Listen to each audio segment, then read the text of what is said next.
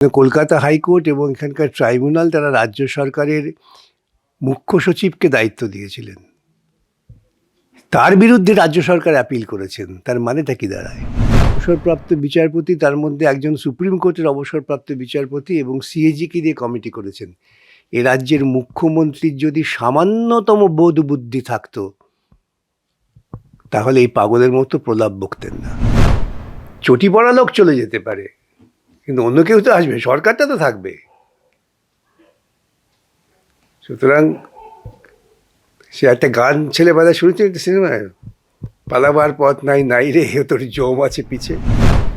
ওই লক্ষ্মীর ভাতা দিচ্ছি নাড়ু বানাও, কি যুবক ভাতা দিচ্ছি এবার নাড়ু নিয়ে রাস্তায় খেলতে নামো নির্বাচনের আগে, এটাই পরিকল্পনা। কিছু খাঁচা তৈরি আছে, আমি খাঁচার অর্ডার দিয়ে দিয়েছি, সেখানে থাকার ব্যবস্থা হবে, আর দানা পানির জন্য কিছু ছেলে মেয়ে লাগবে। স্যার, একেবারেই ডিএ মামলাকারীরা আবারও মুখ্য সচিব এবং অর্থ সচিবকে আইনি নোটিশ দিয়ে এলো, কি বলবেন? এটা তো আইনি পদ্ধতি, তারা তো আইনি পদ্ধতি মেনেই চলবে। এই রাজ্যের সরকার এবং মুখ্যমন্ত্রী ছাড়া সকলেই মোটামুটি আইনের পথে চলে। কিন্তু আইন নোটিশে কি সত্যি কোনো কাজ হবে? দেখা যাক, আইন যদি তার কার্যকর করার ক্ষমতা না থাকে তাহলে থাকবে না, আইনের যদি কার্যকর করার ক্ষমতা থেকে থাকে তাহলে কার্য হবে, বাধ্য হবে। কিন্তু এই যে আদালত অবমাননার নোটিশ, এরপরেও তো ডিএ নিয়ে কোনো রকম উচ্চ বাচ্চা আমরা দেখতে পাচ্ছি না। সেটা আপনারা বুঝবেন কি করে উচ্চ বাচ্চা হচ্ছে কি না হচ্ছে? বাইরে থেকে বোঝা যায় নাকি? উচ্চ হচ্ছে, বাচ্চা হচ্ছে, নাচ্যও হচ্ছে। কিন্তু অন্যদিকে মুখ্যমন্ত্রী মমতা বন্দ্যোপাধ্যায়, তিনি তো একেবারেই এবিপি আনন্দের চিফ এডিটর সুমন দেখে দেওয়া তার সাক্ষাৎকার, সেখানে তিনি বলছেন যে সুপ্রিম কোর্টের দরজা এখনো খোলা আছে, আইনি পরামর্শ নিচ্ছি। উনি কি বলছেন, ওর প্রলাপের উপর দাঁড়িয়ে যদি আমাকে আলোচনা করতে হয় তাহলে আমার সময় নষ্ট। কেন সময় নষ্ট করবো আমি? কিন্তু আইনি পরামর্শ নিলে বা রিভিউ করলে কি সত্যি কোনো লাভ সেটা তো হবে? দেখ, লাভ ক্ষতি উনি বিচার করবেন। আপনার মতে? আমার মতে তো আমি সোজা পথে যা প্রাপ্য অধিকার সে অধিকার নিয়ে লড়াই করব, আইন যে অধিকার দিয়েছে সে অধিকার নিয়ে লড়াই করব। আমি তো ওর মতো রাস্তায় নেমে অসভ্যতা করতে পারবো না। কিন্তু যদি রিভিউ, কিউরেটিভ পিটিশন এগুলো করা হয়, কবে পদ্ধতি আছে, সরকারের জনগণের কোটি কোটি টাকা খরচা করবেন উকিলবাবুদের পেছনে, দেখা যাবে, রিভিউ হোক দেখা যাবে, কিউরেটিভ হোক দেখা যাবে, তারপর। কিন্তু সুপ্রিম কোর্ট থেকে যে কমিটি গঠন করে দেওয়া হয়েছে, সেখানে 3 জন বিচারপতি আছেন এবং একজন সিএজি আছে, রাজ্য সরকারের প্রতিনিধি নেই কেন? এটা থেকে যদি কারো সামান্যতম বুদ্ধি বিবেচনা থাকে তার বোঝা উচিত যে রাজ্য সরকারের প্রতি কোনো রকম আস্থা সুপ্রিম কোর্টের নেই। তার কারণটাও আছে যুক্তিসঙ্গত। কেন কলকাতা হাইকোর্ট এবং এখানকার ট্রাইব্যুনাল তারা রাজ্য সরকারের মুখ্য সচিবকে দায়িত্ব দিয়েছিলেন। তার বিরুদ্ধে রাজ্য সরকার অ্যাপিল করেছেন। তার মানেটা কি দাঁড়ায়? তার মানে দাঁড়ায় যে রাজ্য সরকার তার নিজস্ব আধিকারিকের উপরেও ভরসা রাখতে পারছেন না, এবং সে কারণেই সুপ্রিম কোর্ট এই ধরনের আদেশ ইতিপূর্বে সুপ্রিম কোর্ট কখনো দেয়নি। তাই 3 জন অবসরপ্রাপ্ত বিচারপতি, তার মধ্যে একজন সুপ্রিম কোর্টের অবসরপ্রাপ্ত বিচারপতি এবং সিএজিকে দিয়ে কমিটি করেছেন। এ রাজ্যের মুখ্যমন্ত্রীর যদি সামান্যতম বোধ বুদ্ধি থাকতো তাহলে এই পাগলের মতো প্রলাপ বকতেন না। কিন্তু রাজ্য সরকারের প্রতিনিধি নেই বলেই মুখ্যমন্ত্রী বলেন যে আবারও নতুন করে কমিটি তৈরি করবো আমরা মুখ্য সচিবের নেতৃত্বে। মুখ্য সচিব নেতৃত্বে কমিটির বিরুদ্ধে অ্যাপিল করেছিলেন ওরা। অ্যাপিলটা করেছিলেন কেন তখন তাহলে? কিন্তু স্যার, এই নতুন যে কমিটি মুখ্যমন্ত্রী গঠন করবে বলছেন, এটা কতটা আইনসঙ্গত? পাগলের প্রলাপ। আইনসঙ্গত নয়, পাগলের প্রলাপ। আইনজীবী মমতা বন্দ্যোপাধ্যায়, সে তাকে জিজ্ঞাসা করবেন, তিনি বলতে পারবেন।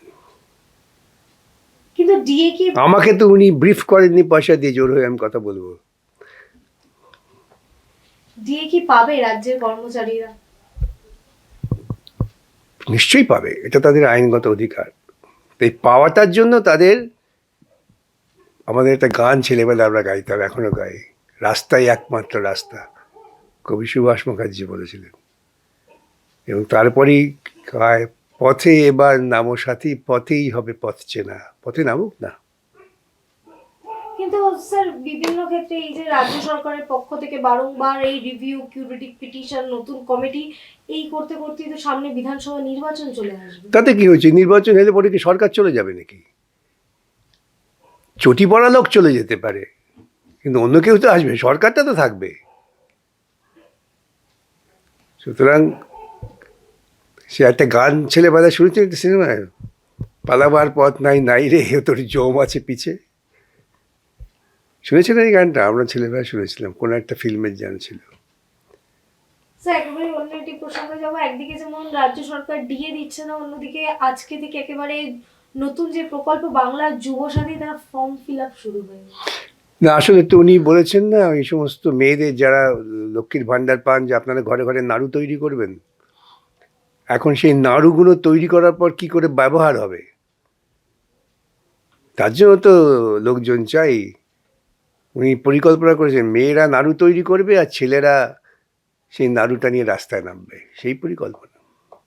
কিন্তু তিনি তো ডিএ দিতে পারছেন না, কোমর ভেঙে যাবে, একাধিক কথা শুনেছিলাম, তারপরেও তিনি ভাতা দিচ্ছেন। সেটা ওকে জিজ্ঞাসা করুন, ওর বুদ্ধি বিবেচনা। এইটা আমি তো বলছি এটা হচ্ছে ওই লক্ষ্মীর ভাতা দিচ্ছি নাড়ু বানাও, কি যুবক ভাতা দিচ্ছি এবার নাড়ু নিয়ে রাস্তায় খেলতে নামো নির্বাচনের আগে, এটাই পরিকল্পনা, কিছু না। রাজ্যের যারা যুবক রয়েছেন তারা বলছেন যে একটা চাকরি দরকার, ভাতা নয়।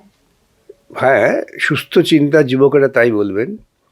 আর যারা নাড়ু প্রেমী যুবক আছেন তারা বলবেন ঠিক আছে দিদি তো দিয়েছে, গুটখা খাওয়া যাবে, চুল্লু খাওয়া যাবে। আমি জানি, ওদের এক নেতা বলেছেন, আমি বলিনি। তিনি তো জানেন তার যে সমস্ত ছেলেরা এইসব পাবেন তার কাছে ঘুরে বেড়ান, তারা এইসব করবে। কিন্তু রাজ্য সরকার তো আমরা বলতে শুনেছিলাম, যখন ইন্টারিম অর্ডার হয়েছিল তখন রাজ্য সরকারের পক্ষ থেকে বলেছিল যে এই 25% যে ডিএ তারা সেটা সুপ্রিম কোর্টে জমা রাখতে চান, সেই বিষয়ে তো কোনো পদক্ষেপ দেখতে পেলাম। সুপ্রিম কোর্ট বিচার করে দিয়েছে। এখন সুপ্রিম কোর্টের নির্দেশ মানবে কি মানবে না সেটা ওদের ব্যাপার। স্যার যদি এই নোটিশ বা সুপ্রিম কোর্টের নির্দেশ অমান্য করা হয়, আপনাদের পরবর্তী পদক্ষেপ কি হবে? খাঁচা তৈরি আছে, আমি খাঁচার অর্ডার দিয়ে দিয়েছি, সেখানে থাকার ব্যবস্থা হবে। আর দানা পানির জন্য কিছু ছেলে মেয়ে লাগবে। খাঁচা কে থাকবে খাঁচায়? যখন থাকবে সে বুঝতে পারবে। কে থাকবে খাঁচায়? সেটা খাঁচায় যারা ঢুকবে তখন দেখতে পাবে।